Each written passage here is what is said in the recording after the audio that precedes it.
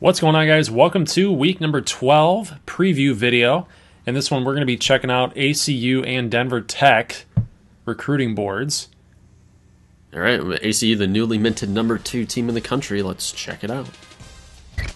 All right, so let's take a look at who they signed. So they got Quentin Kleck, the kicker. We are well aware of that. They've had him for a little while now. Yeah, a lot of good signings. I mean, Alex Jefferson, that's big. Yeah, this is fresh for a lot of guys because you haven't seen an update here in about 7 weeks. Yep. So we're going to have Alex Jefferson, the number 1 possession receiver, one of our guys out of Batesville, Arkansas, committing to the Spartans. We got Travis Myrick, who is a 77 3-star.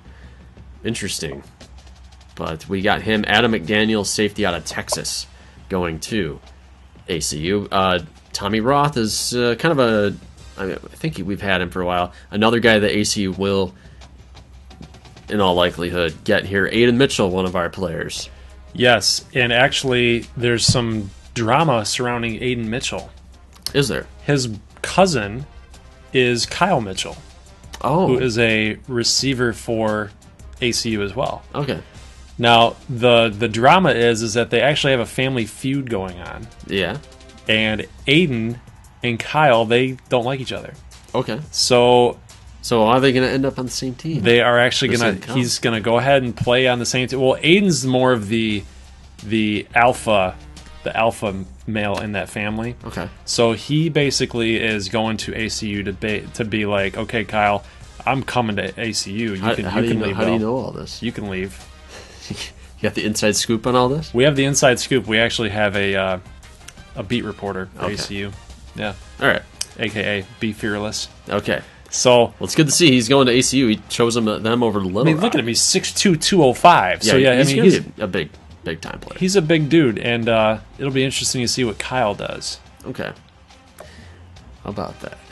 How about that? Justice Grant, one of our players. They went into Oklahoma, pried him away from Broken Arrow, which he's from Tulsa, so Broken Arrow, not very far away, about 5 or 10 miles away from Tulsa. Going to ACU. Bruce Morris, a 72 defensive end. This guy is a new addition here, Jarrell Cole. We just added him because he wasn't really looking anywhere else. And then Tyler White, we also vault to the top there. Stanfield, we're kind of out of that one. Maybe go to Bryant. Maybe we could try that. I think you got more of a chance with Charles Bryant right there, in my opinion. Maurice Johnson, the center. Lewis Morgan, Jerry Griffith. Lewis Morgan's one of our guys, too. I'm going to... Yeah, Brandon Lester takes him off of him. I'm going to go on Bryant here. Yep. I think we were going after him, and then we... pulled off. Yeah, but see, the problem is, if he ends up going to... See, Broken Arrow, maybe he could get some playing time. They do have Buster Smith, though, who is currently buried on that depth chart because he's more of a scrambler, and they're going to have Street for a couple years. But Amarillo has Galveston, who they're redshirting. So if Bryant ends up going to Amarillo, he's going to be hard-pressed for playing time. So maybe we can... How about this? Nab him. Yeah, we're going to go after him. Because we got Russell, though, waiting in the wings, who next year will be a redshirt sophomore. Well, Vajacic as well. Yes, and Vajacic will start next year. So we'll have Russell for 2 seasons as the starter there. And then down the board, got some other guys that we added late who we're making a push for. You can tell linebackers an area that we need to address at some point, outside and middle linebackers. So we're covering that for the Spartans. And that's what it looks like. It's shaping up to be top class. They're just nuts. They're nuts every year. It's time to check out Denver Tech's recruiting board.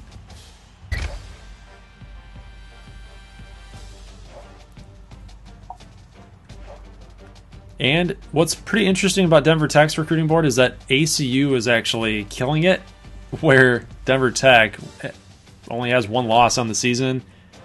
1 loss between 2 seasons, actually.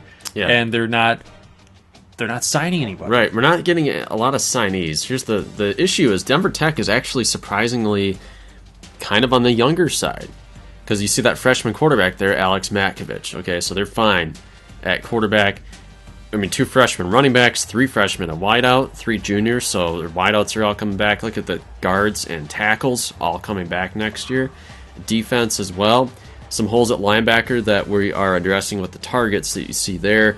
But you see 3 freshman defensive tackles, linebackers, safety. I mean, it's like we're not losing a lot of guys. So what our strategy was at the beginning of the year was go really hard after these top guys because we're not going to have a lot of spots on the roster. And unfortunately, a couple of them, we finished second or third. I had to take them off of this list and, reallocate. Right. Even worse would be is if we missed, you see the guys at 700 here, if we can't get these guys, then Denver Tech's going to have a mediocre class. So Blake Oliver, who we have here is an 83 safety, like we need this guy. South Carolina burned their visit, and that's why they're in first. Hopefully, if we keep putting the pressure on, we'll get him. Spoiler here, Lamont Christian going to Broken Arrow. Broken Arrow wins out for the #1 player in high school football. Yeah. That's big time for them. Is he more of a quarterback, like 6'2", 237? He is more of a quarterback, but I mean the thing is, I'm not sure if that's the route that they're going to go. So we'll see what he ends up playing. I mean, that would be good either way, no matter what. Look at the defense, pursuit, play recognition, man coverage. Yeah, this guy, pretty legit. He doesn't seem like he's a safety or a corner because he's definitely got. Where's his? Yeah, We'll see what they end up doing with him. It'll be tough. I mean, because they don't want him to play behind Street. That's not the long-term plan. So we'll see what they end up doing with Lamont Christian. See, this guy right here, Cody Lee, we're down 1,000 to Florida. They burned their visit, though. So, like I said, we'll see what happens. Dustin Miller, that #1 running back we've had for a while, that's a big get for Denver. Bobby Greer, this guy looks like he's going to be pretty good. I like the name, too. I think he would fit Denver Tech's offense. He's the #1 scrambler in the lead by a pretty healthy margin there. He'll give Makovich a run for his money. Yeah, not right away though. I mean, I think Makovich he'll be a 99 before long. By senior year he'll be. So Sean Goodman, like we're behind. I don't know how else to say it. We're behind. Derek Davis barely hanging on there by 70. Both teams have used their visit out of Tennessee. Singleton, a guy that we need to grab there, and Arthur Washington. Wow, what the hell is Georgia Tech doing this in recruiting? I don't know how they're doing. A lot of defense, a lot of defensive players going to Denver Tech. Yeah, Jason Schmidt's a guy I'm trying to... and LSU's got their visit coming up, so we need to survive that. Hopefully they don't seal the deal with that. Isaac Martin, a big running back there. And then we see some guys that we're adding late. Andrew Davis going hard after him. Jeremy Cole's a guy I just added to the board. Denver's currently second. I think we can close that. I really think we can close that gap. Speaking of, like, you just put him on the board and you're #2. Denver Tech's #2 on there. Like, yeah, you can close that gap pretty quickly. He was interested in Denver beforehand, but we never put him on the board. So down here is where we see kind of we're starting to invest in depth, trying to actually fill out this recruiting class just in case we lose the majority of those guys at the top. Yep. And then we'll see what happens, but ultimately, not a great recruiting class. We got to think quality over quantity this year for Denver. Next year, we're going to go hard, spread the love a little bit more. Instead, really concentrated at the top this year. All right, guys, time to check out the top 25. New and updated. #1, Washington. Yeah, go Huskies. Even though I would rather be #1, but I mean, they're looking good. They're only going to play 11 games this year, so we must have taken off. They deserve this. One of their non-conference games, but yeah, they're rolling through. Look at poor UCLA. It's coming off a national championship appearance in 3-7. Oklahoma, who you beat, looked like a huge win at the time, 4-6 in the Pac-16. So I don't know, but yeah, Washington has wins over USC, Oklahoma State, back-to-back shutouts of those two teams. Yeah. Wow. Yeah. So they're looking like a force, and we'll see if they make it. They're going to have to play that Pac-12, Pac-16, excuse me. Well, if I'm not in this, or if ACU or Denver Tech is not in this, if crazy things happen, Washington all the way. Yeah, I like my Huskies. Okay, so you're right, you do. ACU Denver, as we mentioned in Saturday's video, 2-3, and then we got some 2-loss teams back here: USC and Florida State in the top 5. Wisconsin, Texas, right behind them. And then Clemson at 8-2. Ohio State lost to Michigan State last week. Bama's sitting up there at 10. More 2-loss action. Ardmore falls from 5-13. Yeah, so you got some work cut out ahead. You're going to close out Little Rock, McAllen, and Broken Arrow. So Plenty of time, though, to make up some ground. If you win those 3 games, you're basically out of the Big 12 championship race right now with that loss to Shreveport. But I think you can still get in that BCS mix. Yeah, and then, looking at those next 3 games, you got a rivalry game against Broken Arrow. You've got McAllen, who's backs against the wall, and then now you've got... Rivalry against, Little Rock. Little Rock's kind of a rivalry, too, for you. So right. That'll be tough there. Let's see where Midland's up to 17. They're kind of back on track, but they lost those 2 road games, and we started hitting the panic button. But you see here, wins over Odessa and McAllen. Very close wins. Now they go back to Nebraska State. So they got the offense on track. So we'll see how Midland does there. And look at that. We saw this last week. Little Rock. Those non-conference was a little, not a lot of quality wins there. A 2-8 Auburn. This is a disaster for them post Gus Malzahn.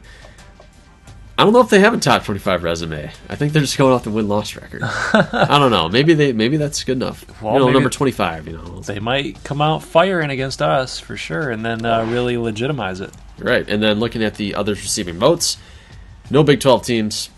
We'll see what happens there. I see Louisiana Tech and Arkansas State getting in that mix. All right. The He Is Man watch. Here we go. Steven Montez, number 1 still.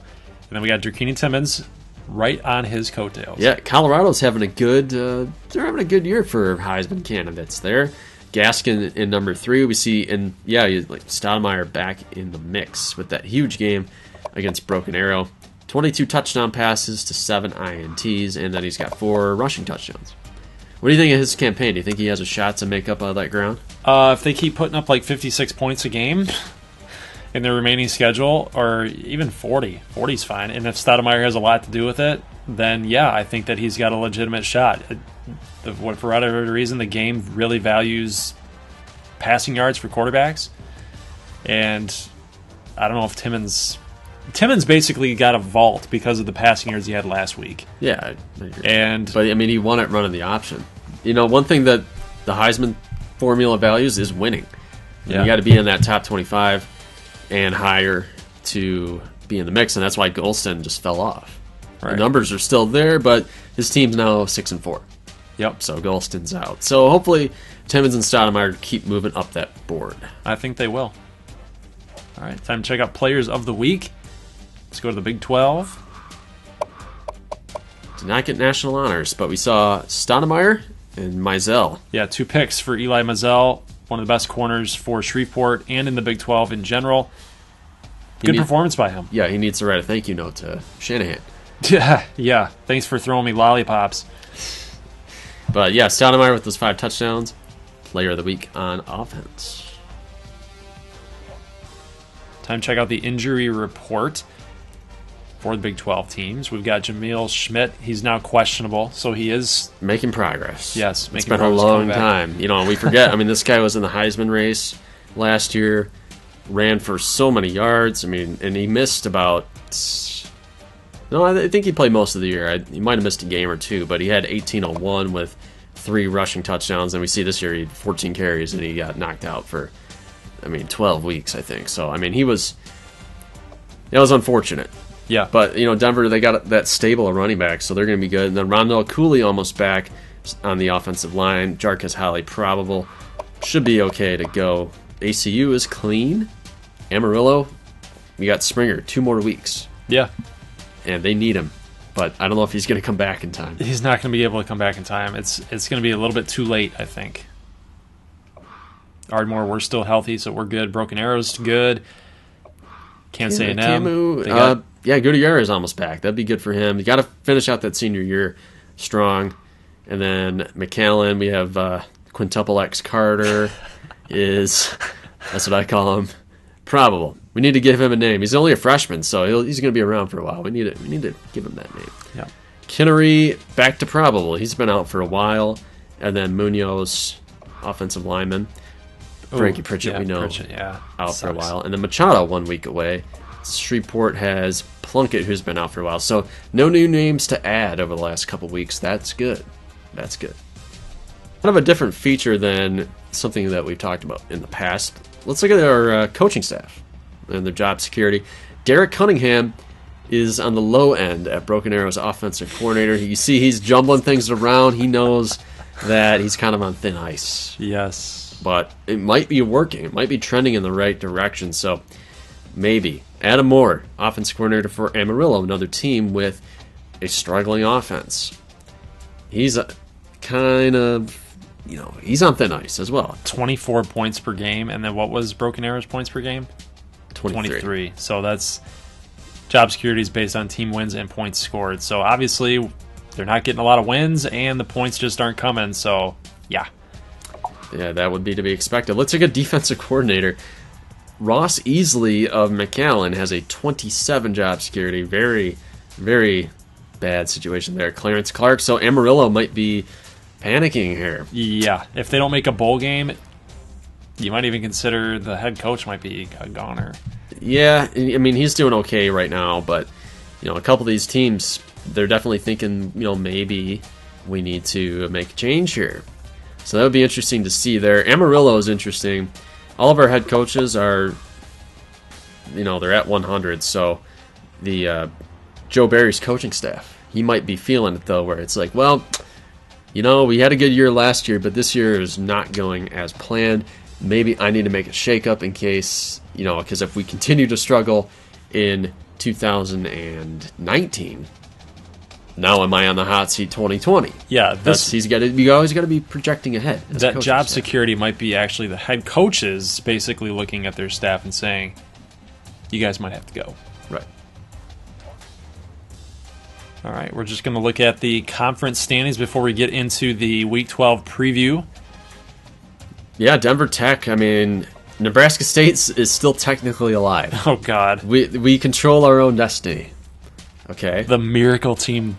The little team that could. Who knows? Tell us in the comments if you think we have a chance. But Denver and Midland are going to take each other on late. We know Denver this week, they're playing Amarillo, so they do need to get that W. And then we need to knock off Midland. That's really your goal's right in front of us, so we know what we need to do. Odessa there at the bottom, 2-4. But could this actually set up for a Nebraska State Denver Tech season game? Showdown, yeah. It could happen. When do you play them? Last week of the regular season. Wow. So we'll see. Michigan, Ohio State type of setup here. Who knows? But not, because Nebraska State's not a powerhouse. Yeah, no, and this is kind of a formality at this point. ACU is 5-1 through 6 games, so we know they have 2 games remaining against Kansas A&M and Shreveport, and you need them to lose twice. Yeah, they need to lose their next 2 games. Probably not going to happen. No. I was trying to think if there's a way that you could get a 3-way tie, but it can't happen. So ACU is looking to coast into that Big 12 championship game, and then we see at the bottom Broken Arrow back in the Big 12 East cellar, trying to dig their way out, maybe get 6-6, get to a bowl game. McAllen, there's no words for how disappointing this season is. We were talking this team up so much in the offseason. And it made sense, because look how they're doing in the sim against these, their scrubber year foes, just totally dominating them. But when the rubber hits the road, man, they're losing some tight games, making some bad decisions, not quite there. And it's resulted in a 4-5 season, so they need to finish strong and get out of last place. All right, so we took a look at conference standings. Now it's time to get into the picks and the previews. So McAllen and Broken Arrow, we just kind of highlighted that in the standings section. I'm taking Broken Arrow. Really? I am taking Broken Arrow. It's the #1 offense in the country. You think they're that much of a head case kind of team? McAllen's defense is bad. Yeah. And I think that Brian Street and the offense for Broken Arrow, I think that they've had 2 weeks now to work on some new playbook. And you agree with Kirk? Kirk just going Uba. I'm going Uba too, because let's face it, McAllen just can't seem to get it done. And, by the way, the coaching staff is dumb. So, yeah, you're right. Is that the kind of thing where, like, the players start losing faith in you as a head coach? Maybe one of those deals. I'm going to take McAllen just because they got the passing game. And I think Broken Arrow is going to have a hard time, even against McAllen's defense, who is still, they're solid. They got playmakers, but, the pace of the game usually catches up and they give up yardage. I think they're going to keep ahead of pace of Broken Arrow. And by the way, that is the sim game. So we're watching that game. Yeah, we're watching that game. Yeah. Yep. So this game here, Denver Tech and Amarillo. Any chance of an upset? No. Nope.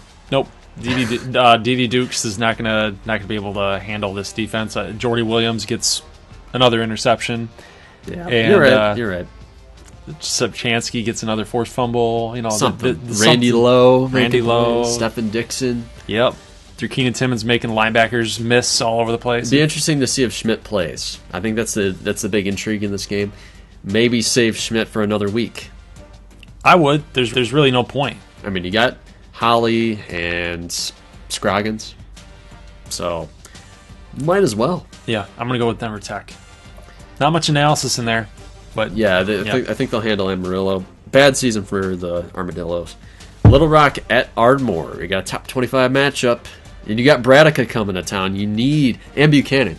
Buchanan, as we talked about in last Wednesday's video, huge tight end would be amazing in your offense. You need to make a big impression. He's basically like a Travis Kelce type. Totally. That's what he would be. Yes, and he's a big-time target for probably in the next season. Yeah, Hicks. John Hicks. So this is a huge game for us. And honestly, it wouldn't be a huge game if we had taken care of business against the last two opponents. Yeah. You know? I mean, Little Rock would still be in number 25, maybe, but it's gonna be tough. It's gonna be tough. It's a big game for us, but it's gonna be tough too. I mean, look at the turnover first game differential against Gunner Rivers, and we know Sequestro likes to talk a lot of trash in good spirits, but he likes to pick on people. And he's me. He's going to be pulling for Gunner Rivers. We'll see what happens. He likes Ardmore, so who knows? That rush defense, number one. We like to run the ball. Jake Wood, Wimberly, Shook, passing. You don't really like to run the ball. Look at your yards per game. We like to sprinkle them in. Yeah, exactly. But basically, we're not going to be able to sprinkle them in against the number one team on the rush defense. Yeah, -9 with the turnover differential. It's going to suck. This game's going to suck. It's going to be hard. We'll see. I'm -7, so you can tell that we like to turn the ball over like you do. So the human teams are not taking care of the football. And what do you think is going to happen here in Nebraska State at Midland? Do you think we can get the upset 2 years in a row? This is tough for me because Midland's starting to pick themselves back up from off the floor, and Nebraska State seems to be firing on all cylinders right now. Shinosky, the weapons that they have. Can't argue with the offensive production. No. Like, we know any game we play, if our defense can't cover, they miss tackles, and we know our offense can pick us up. I have no idea. You don't know? I have just sitting here with a blank stare. I have no idea. You know what's weird is because we're a very variable kind of team. Because I play games where I surprise people. Like we saw McAllen Camus. Not a lot of people thought we were going to win those games. And then I have games like we saw against Odessa and the Nebraska game we did not see. But that's a game where our offense didn't show up. And then we see Hawaii. I barely beat Hawaii. They're 1-8. I mean, so we have some weird games. We're like a different team every week. Then if that's the case, then I'm probably going to have to take Midland.